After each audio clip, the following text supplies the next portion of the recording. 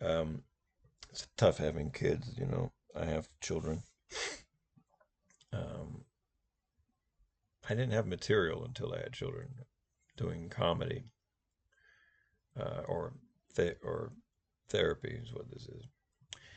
Before therapy in front of people, I didn't. Before comedy or therapy in front of people, I didn't really have much material. You know, I I was living out in L.A. You know, gonna be a movie star. You know, get out. You just get out there and it happens, right? You got that director saying, "Hey, that's you. I recognize you. You know, you're the one from my film." Yeah, that doesn't happen unless you're Matthew McConaughey, apparently. But and I just couldn't find my way to Harvey Weinstein's casting couch. That's what we're all going for. Get a SAG card, find Harry Wein, what the fuck is his name? Harvey Weinstein's casting couch. That's the only way you could make it back then, I think. But I'm glad those days are over. Many of us are. But when I was down there, and they would have restaurants and things that said, "Hey, we got a comedy show coming up that you could do." And I was like, "Oh boy!" And I'd sit down and I'm just gonna write material out, and it was the worst crap ever. This could be the worst crap ever, but I think this is better than what I had.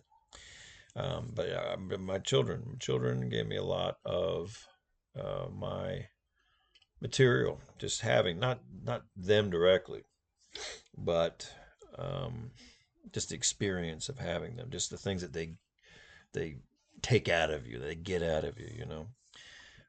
Being married did that too. Just it's again what they show you of themselves. Children and wife or children and spouses, husbands, wives, they together are a mirror to yourself. I mean, if you're really looking, if you're really paying attention and wanting to do good up around them, they'll show you just how selfish you really are.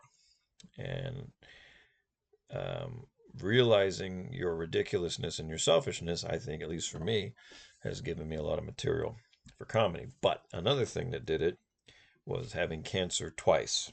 Yes, I've had cancer 2 times.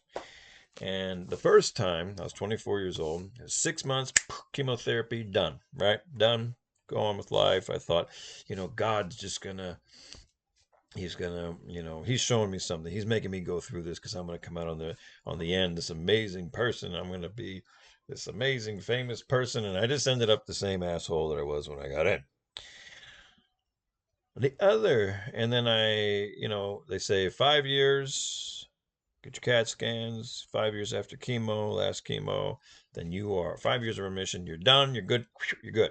All right? If it comes back, but after that, 5 years is good. So it was 11 years, second year of marriage, that got cancer again. And it was a different type. This one was non Hodgkin's. The first one was Hodgkin's. So I had the Hodgkin's, but this time I said no Hodgkins. I'm going to leave the Hodgkins out. I'll take a non-Hodgkins this time because I've already had Hodgkins.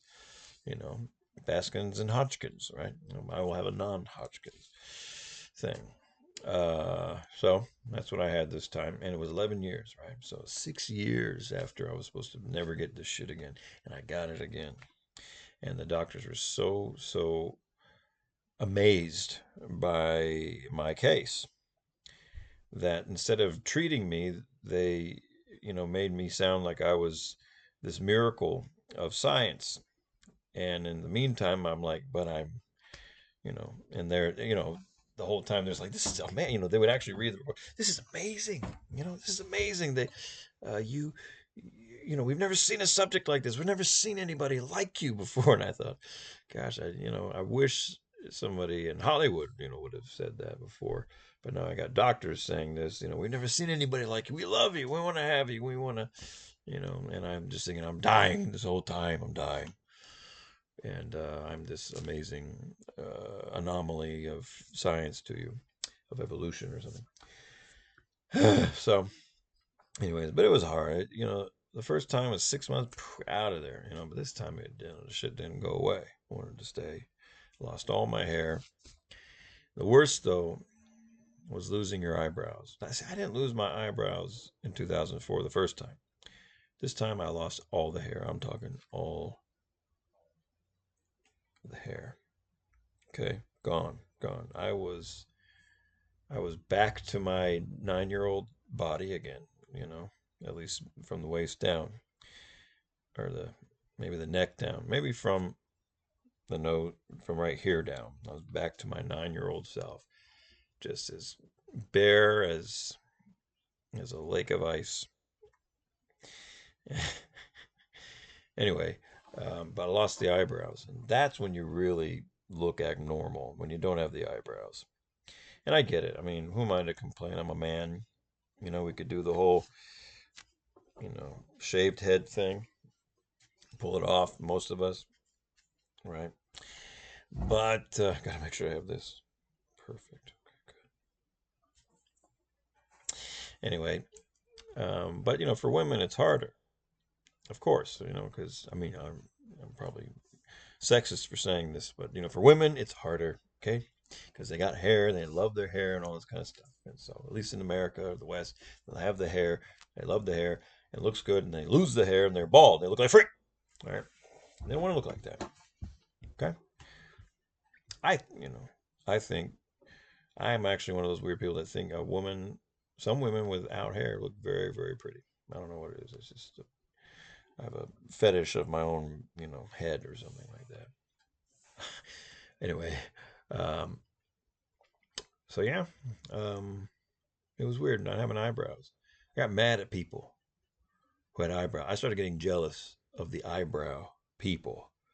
It was like I was almost a different type of human. I was a different. I was still a human, but I was like a different race. I was the race of the eyebrowless mannequin people, and I used to get so jealous. I'd be so pissed. I was bitter. Just look at it. I'd watch a movie. I remember I was watching American Hustle, and everybody had eyebrows in the movie. Everybody, not there wasn't a one person in the movie that didn't have eyebrows. They all had eyebrows and they looked all good looking. I was like, you people with your eyebrows, you think you're so good. You know how good you have it having eyebrows. You know how good you have it having eyebrows. You got eyebrows. You have eyebrows. I was getting so mad to see people with all the eyebrows. The eyebrow people are oppressing the non-eyebrow people. It's hard to get a job too. Anyway, I got over it. Finally. But I mean, it's rough. I mean, look at the pictures. And you got no eyebrows. You just feel like, and then people kind of looking at you like, there's something missing here. But I got them back. Thank God. It was tough though, not having eyebrows. Hard to find a job too.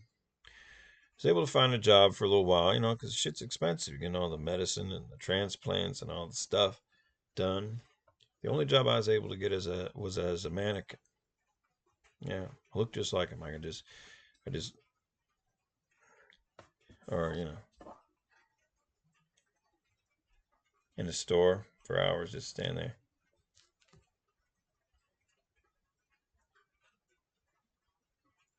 For hours.